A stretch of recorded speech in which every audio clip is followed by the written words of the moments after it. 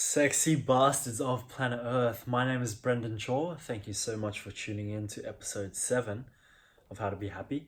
Today we'll be talking about exercise. So, everyone knows that we should exercise, but not everyone knows why we should exercise. I am here to share with you my experience of what I seem to be the biggest benefits of exercise. So, just a quick disclaimer, just a quick life advice. Anything that you hear, anything that you see, anything that you read, make sure you do your own research. Even my videos, make sure that you read up on what I talk about or what anyone else talks about before you make your own informed decision, okay? Because I like to say that every single person in this world is different, and so we're not all going to respond the same way to the same stimuli or the same kind of exercises or protocols or whatever you like to say. Just like to say, yeah, everyone is different, so make sure you do your own research and make sure that you feel comfortable with anything that you hear or anything that you learn. Okay, moving along. So, the benefits of exercise. There are short-term benefits and there are long-term benefits, but let's start with the short-term benefits that I have found in my life. I would say increased blood flow. So once you get pumping, you get really hard, you get going, your heart is going to pump much faster, and it's going to push blood all around your body. That's going to make you feel really good. And so that leads on to number 2. When you exercise, it actually stimulates your brain. The blood goes to your brain more and it produces more serotonin and dopamine. So those are your 2 feel-good hormones, and you start just to feel a natural high. And so you, in some cases, even feel senses of euphoria. So that's amazing. That's number 3 is it burns calories. That's a really good thing. Number 4 is it releases stress. So what actually happens when you exercise is the hormone cortisol actually spikes. So your stress level even goes up. But right after the exercise, that's when you start to relax, wind down a bit, and that's when your cortisol is fully being released, and that's when you feel really good. So that's when your stress just lowers. And number 5, I would say, is more mental clarity, more focus. So the way I think of it is that exercise puts you more in the present moment because you're more focused on what's happening right now. And so that's what makes your mind more focused and more concentrated. So those are just the short-term benefits. The long-term benefits include looking sexier naked, number 1. Number 2 is discipline. So with anything in life, the more you do it, the more better you get at it, and the more likely that you're going to keep doing it. So the way it builds discipline is that a lot of times we don't really like exercise unless you love doing what you do every single time. A lot of people, 90% of the world, are not in love with training hard and breaking down their body, literally. So what it does is it builds that discipline muscle. So that's number 2. Number 3 is, it's actually referred as a keystone habit in the book Power of Habit. Thank you so much to Michael Wong for introducing that book to me.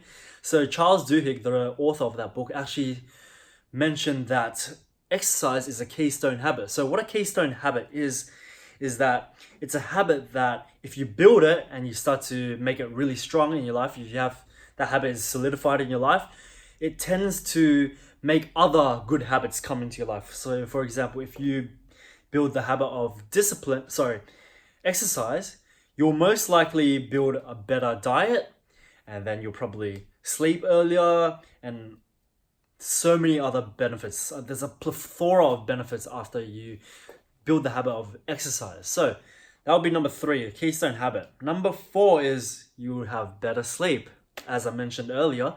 So obviously it makes sense that you get really tired throughout the day through the exercise, then you'll have much deeper sleep once it becomes nighttime. So that's number 4. Number 5 is improved immune system. So your immune system would actually be more efficient because you're actually putting so much stress on it, and so you're making it much stronger in that sense. I don't know exactly how to explain it, but I know that if I exercise regularly, I never get sick. I haven't gotten sick, I would say, in the last year. I haven't gotten a cold in the last year, and that's because I feel like I've been really consistent with my exercise. Number 5, I would say, is increased metabolism. So I've pretty much had a really quick metabolism my whole life, but I feel like when I exercise, it's easier for me to burn off the fuel, burn off the fat. And it makes sense because obviously you're using that energy to exercise, and you're using you're burning that energy through exercise. So that's number 5. That's high metabolism from my experience. And so I've spoken to you about the benefits of exercise. Now I'm going to tell you about how we're going to exercise. So it really depends what your goals are. So someone with the goal of being the fastest man in the world is going to have a different exercise regime compared to someone that just wants to be like healthy in general.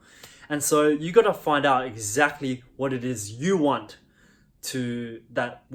what goal you want in your life. So for me, for example, I want to be as explosive as I can. So I do exercise that have a lot of power. So it's all about speed and like power and everything. So it's not so much about endurance where I can run really far, but it's more so about quick, short bursts of just like speed and power and strength all in one go really quick. So you might have very different exercise regime compared to me because of your different goals.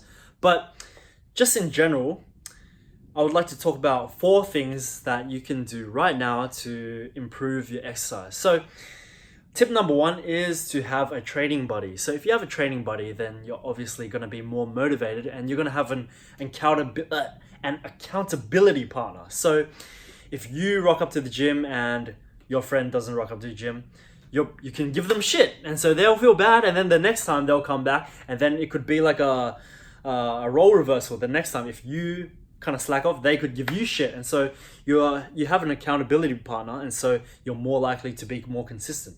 That's number 1. Number 2 is, I would say, so challenge yourself depending on what you're doing. So for example, you want to do something that you haven't been able to do before. So you want to incrementally put up that challenge, make it harder and harder every single time. So you're not stagnant. Because if you're doing the same thing over and over again, you're not going to get anywhere. A wise man once said, if you want something you've never done before, if you want something you've never had before, you've got to do something you've never done before. So that's number 2. You should incrementally make it more challenging for yourself. Number 3 is, I would say, pick at the time of the day. So make sure you exercise, even if you're doing 3 times a week, only 3 times a week, make sure you go at the right time or the specific time that you pick every single time. So if you set a specific time for the exercise, you're more likely to do it every single time. So for example, if you set 10 a.m. in the morning, 3 times a week, you're more likely to do it because you've decided that you're going to go. So that's number 3. And my last tip would be, I gotta check this out because I forgot this already. But my last tip would be to stay consistent. Yes, so as with everything in life, consistency is the key. So think about it this way. Imagine you have a wooden block and you have a nail, you have a hammer. So it's better to hammer that nail little bit by little bit to get it in, to stick it in place, and then hammer it home all the way down. It's better to do that than to just do one big hammer. Because let's face it, if you do one big hammer, you might miss, you might hit your hand, you might bend the nail. And so that goes back to the idea that you should train. It's better to train a little bit by little bit every single day than to train one really big session once a month. Because although, yeah, you're going to kill yourself in that one time a month, but over the long term, if you do little bit by little bit, you're more likely to keep the nail there and you're more likely to keep that habit there. So that's my last tip. Make sure that you do consistently every day or even every 3 days, as opposed to like once a month or once every 2 months. So thank you so much for tuning in to episode 7 of How to Be Happy. If you love this video, give me a thumbs up. It'll make me feel better about myself. And share this with a friend. And I'll see you guys next time on episode 8. Cheers.